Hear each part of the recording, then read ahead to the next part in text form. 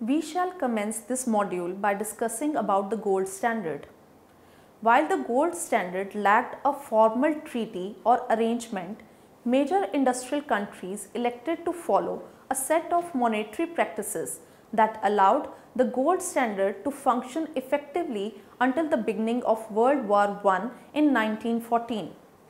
After two world wars and worldwide Great Depression, the transition to pegged rate in 1944 was planned specifically to promote international monetary stability, trade and growth. The Bretton Woods system gave a central role to gold, but it soon became apparent that the United States and the US dollar were the real anchoring points of the system.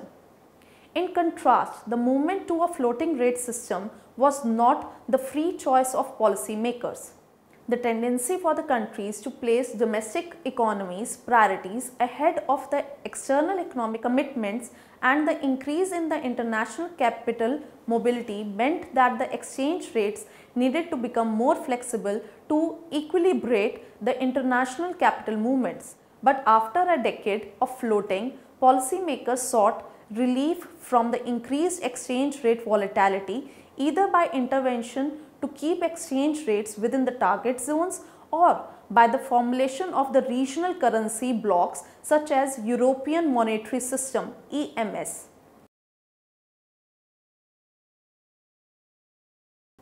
After studying this module, you shall be able to know the important features of the European monetary system, know about the changes in the system, identify what circumstances led to the different system, evaluate the European monetary system, analyze the aspects of the European monetary system. Let us begin our discussion on the international monetary arrangement in the theory and practice Ronald McKinnon chronology.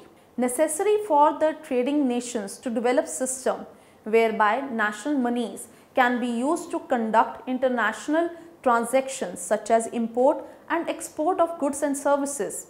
In this section, we review the principal international monetary systems that nations have adopted over the past century. Each system carries with it a set of rules, sometimes explicit in the form of laws or regulations and sometimes implicit in the form of the conventions or customs. A well-functioning international financial system may be beneficial for securing the gains from the international trade, but it also may be conduit for the transfer of the macroeconomic shocks from one nation to the another. The international financial system is like a factor of the production that can promote the gains from the trade and economic integration of the regions. But it can also impose costs if some nations use the international financial system to export their problems to the other countries. An international financial system rules has evolved to balance these trade-offs. Still, economic policymakers often use discretion when fundamental changes or a crisis situation is at hand. International Financial System (IFS) based on the rules balances these trade-offs. Roland McKinnon 1993 describes the operation of the principal international financial system of the last century. He organizes 7 separate episodes, each with their own set of rules. First, the International Gold Standard 1879 to 1930. Second, the spirit of the Bretton Woods Agreement 1945. Third, the fixed rate dollar standard 1950 to 1970. Fourth, the floating rate dollar standard from 1973 to 1984. Fifth, the Plaza Louvre Intervention Accords and the floating rate dollar standard 1985 to 1999. The spirit of the European Monetary System 1979. Seventh, the European Monetary System as a Greater DM 1979 to 1998. Next, we will discuss about the International Gold Standard. The International Gold Standard 1879 till 1913. Gold was available easily, hence the introduction of such a system was obvious to taking out trade practices more easily. There exist rules of games. These are as follows. Fix an official gold price or mint parity and allow free convertibility between the domestic money and the gold at that price. Impose no restrictions on the import or export of the gold by the private citizens or on the use of the gold for the international transactions. Issue national currency and coins only with the gold backing and link the growth in the national bank deposits to the availability of the national gold reserves. In the event of short-term liquidity crisis associated with the gold outflow, the central bank should lend freely to the domestic banks at the higher rate, Begg-Hotz rule. If the Rule 1 is ever temporarily suspended, restore convertibility at the original mint parity as soon as practical. As a result of these practices, the worldwide price level will endogenously determined based upon the overall world demand and supply of gold. Causes of breakdown of the gold standard system. Mint parity. USA adopted gold standard in 1879 and pegged US dollar to gold. Similarly, other countries also pegged their currency to gold. In this way, exchange rate between different currencies is determined. It was believed that the exchange rate was kept in control by the international arbitrage. However, this caused depletion of the gold reserves as gold was easier to move internationally. Price specie flow mechanism gave a relationship between the exchange rate, gold reserve and capital flow in other countries. It explained the gold standard system entirely. Next, we shall discuss the spirit of Bretton Woods Agreement. The spirit of Bretton Woods Agreement 1945. In practice, the system evolved into the fixed rate dollar standard, except for the United States. 1950 to 1970, the major industrial countries had only a handful of the modest exchange rate changes. The rules of the games are as follows. Fix an official par value for the domestic currency in terms of gold or the currency tied to gold as a numerate. In a short run, keep the exchange rate pegged within 1% of its par value, but in long run, leave open the option to adjust the par value unilaterally if the IMF concurs. Permit free convertibility of the currency for the current account transaction, but use capital controls to limit the currency speculation. Offset short-term balance of payment imbalances by the use of official reserve and IMF credits, and sterilize the impact of exchange market intervention on the domestic money supply. Permit national macroeconomic autonomy each member pursues in its own price level and employment objectives. Causes for the breakdown of Bretton Woods Agreement. Inherent flaws in the agreement. With liquidity being introduced into the system, America was drowned in the debt. America being drowned in a debt had two consequences. America would refuse gold for the dollars. Price of the gold would reduce with the devaluation of the dollar, making it difficult to deal with the par values. Acceptance of ever increasing amounts of the demand liabilities of the United States in the monetary reserves, as the dollar and the gold was related with the determination of the exchange currency. Impact of the hot money flows. The Bretton Woods system did not have any mechanism to prevent the problems the balance of payment on the capital account because of hot money flows. Stability of the Bretton Woods system could not only be realized if the United States consistently ran balance of payment deficit, enabling steady stream of dollars and thus fueling global growth. The SDR was created in 1969 to supplement the dollar as a reserve asset, to serve as a unit of account for international transaction, and to provide for the substitution of the gold within the operation of IMF. SDR can be used to make payments to the journal account of IMF, as well as for the other financial transactions such as loan, swaps of the currencies, securities for the loans and the forward operations, selling SDR for the delivery at the future date, and to make payments or grants. Moving on to discuss the fixed rate dollar standard. The fixed rate dollar standard from 1950 to 1970. Rules of the games are as follows. Industrial countries other than the United States fix an official pay value for the domestic currency in terms of US dollar and keep exchange rate within 1% of this par value indefinitely.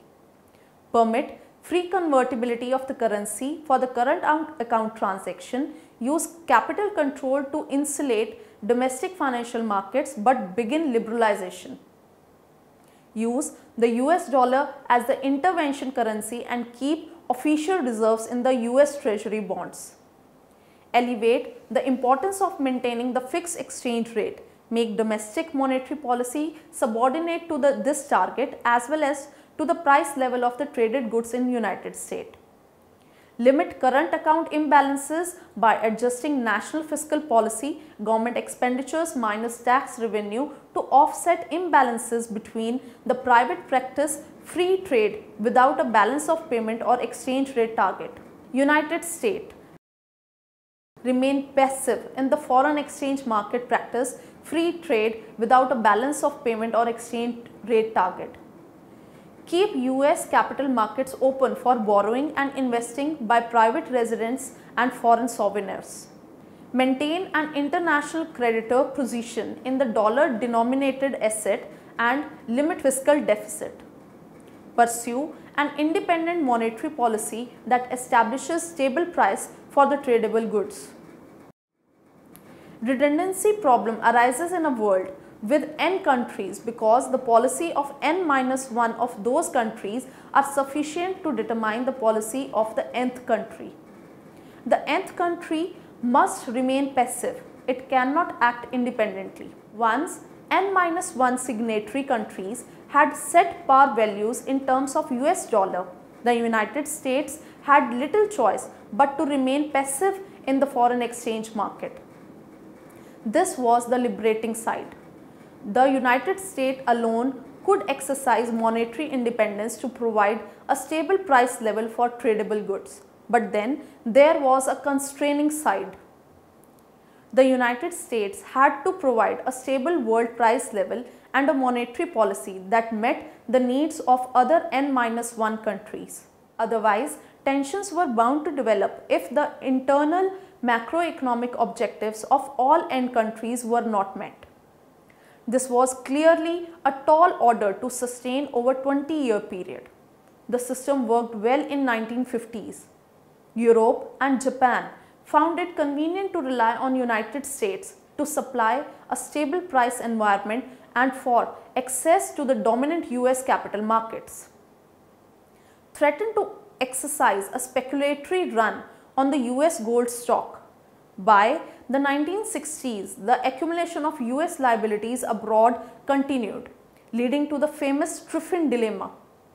Robert Triffin, based upon the US commitment to convert the currency into the gold, a $35 per ounce, the stock of the US liabilities held by the foreigners would exceed the US gold reserves within a few years. Even though US monetary policy remained creditable, through the mid-1960s, the Triffin dilemma threatened to excite a speculative run on the US gold stock. Concern over continued gold losses led to new restrictions on the US capital outflows and formal step to make conversion of the dollars into gold more costly. Other stopgap measures were taken in the late 1960s.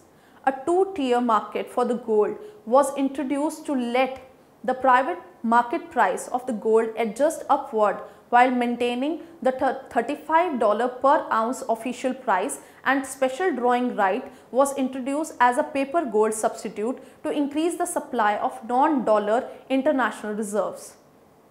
Next, we shall understand the floating dollar standard. The floating rate dollar standard 1973 to 1984, US dollar fulfilled the primary functions of the money medium of exchange, store of value and unit of account better than any alternative. In private transactions, nearly all exchange rates continued to be quoted in terms of US dollars. Primary commodities continued to be priced in terms of the US dollars. 75% of the claims in offshore markets were denominated in US dollar. To assess the external value of the domestic currencies, officials would typically refer to an exchange rate in US dollar. And when intervention was called for it, it was generally conducted in US dollar. The system was floating, but it was far from freely floating, laissez-faire system. IMF recognized that each country saw its exchange rate as an important policy variable and that the exchange rate policy of one country could have a significant negative spill over effects on the other countries. In 1947, IMF enacted a set of guidelines to limit potential conflicts. The IMF allows a broad range of intervention techniques from the simple smoothing operations intended to limit short-run volatility in the exchange rate up to the exchange rate targeting operation designed to peg the value of the currency at the specific level range. Indeed, many countries continued to peg their currency to the US dollar or the currency of a major trading partner after 1973. Essentially, the foreign exchange rate was left to play the role of the residual variable that did a great deal of adjusting to offset the macroeconomic policies differences across the countries. With the little coordination of these policies, one would exchange rate volatility to increase sharply. Now, let us discuss the Plaza Louvre intervention accords and the floating rate dollar standard. In 1981, the introduction of an expansive US fiscal policy combined with the tight monetary control started the US dollar to a prolonged appreciation. By early 1985, the US dollar had appreciated nearly 50% in real terms against an average of the world's other major currencies. As the US dollar rose higher, some economists characterized its price behavior as a speculative bubble. And as predicted, that the foreign exchange value of the dollar was not sustainable. The rules of the games are as follows. Germany, Japan and United States G3 set board targets zone for the dollar/DM and dollar/yen exchange rates. Do not announce the agreed upon central rates and allow for the flexible zonal boundaries. Allow the implicit central rates to adjust when economic fundamentals amongst the G3 countries change substantially. Central banks intervene collectively but infrequently to reverse the short-run exchange rate trends that threaten a zonal boundary, signal the collective intent by announcing rather than the hiding intervention. G3 countries hold reserves in each other's currencies. For the United States, this means building up the reserves in the Deutsche market, yen and possibility other than the convertible currencies. Sterilize the immediate impact of the exchange market intervention by not adjusting short-term interest rates. Each G3 country aims its monetary policy towards stable prices, reduces drift in exchange rate target zones, support or do not oppose intervention by G3 to keep the dollar within its target zone limits. Trade balance US decreasing. Import competing firms naturally sought protection in the form of trade barriers. European policymakers leaned towards the tighter monetary policy to halt the slide of their currencies. But the downside of the tighter money was an adverse effect on the domestic economic performance. 1985, the new set of policy. Exchange rates were too important to be left to the market forces. So, intervention was deemed appropriate to smooth disorderly market and halt market excesses, and the exchange rate were too important to be the residual form uncoordinated economic policies. So, better policies coordination was required to establish a set of economic fundamentals that in turn would produce a smoother path of the exchange rate. Macroeconomic coordination. As a result, since 1985, a new set of rules has evolved, emphasizing the role of exchange market intervention and macroeconomic policies. On September 22, 1985, officials from the group of the G5 countries, Britain, France, West Germany, Japan and United States met at a Plaza hotel in the New York City. the G5 officials issued a communique announcing that they would intervene jointly to foster a dollar depreciation. The dollar fell sharply on this news and continued to decline through 1986. Exchange market intervention were often characterized by learning against the wind behavior to reverse a market trend. The Plaza meeting had the central bank leaning with the wind of recently weak dollar. Further, exchange market intervention were often kept secret and were often the doings of a single central bank. The Plaza meeting resulted in the coordinated intervention among the several central banks and an open announcement of the intervention activity. The Plaza meeting provided a clear signal to the market that a major industrial countries were willing to intervene in a coordinated effort to influence the exchange rules. The G5 countries plus Canada made another attempt at exchange rate cooperation in a meeting held at Louvre in Paris on February 22, 1985. The substance of the Louvre meeting was a set of the target zones or exchange rate ranges that the central bankers agreed to defend using the active foreign exchange intervention.